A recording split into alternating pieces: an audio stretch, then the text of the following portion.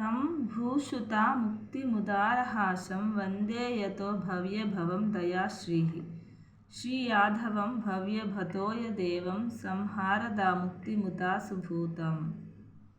ఈ శ్లోకం శ్రీరామకృష్ణ విలోమ కావ్యంలోనిది. కవి పేరు పండిత దైవజ్ఞ సూర్యసూరి, 14వ శతాబ్దం దివి సీతామ తాలూకా కవి.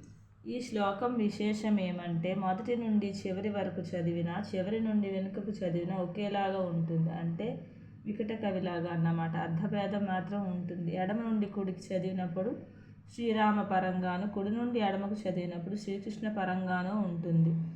ఎడమ నుండి చదివినప్పుడు ఎవరైతే సీతను రక్షించారో, ఎవరికి చిరునవ్వు మనోమోహకంగా ఉంటుందో, ఎవరి అవతార విశేషం పరమ అద్భుతమే, ఎవరి నుండైతే దయా అద్భుతం అన్ని చోట్ల వర్తిస్తుందో అట్టి శ్రీరామునికి నమస్కరిస్తున్నాననే అర్థం వస్తుంది. అదే కుడి నుంచి చదివినప్పుడు శ్రీ యాదవ కులంలో ఆవిర్భవించిన సూర్యచంద్రులకు ప్రాణాధారమైన పోతనను సంహరించిన సకల సృష్టికి ఆత్మ అయినట్టు శ్రీకృష్ణునికి నమస్కరిస్తున్నానని అని అర్థం వస్తుంది. అంత ఘనమైన కవిత. ఓం నమో వెంకటేశాయ.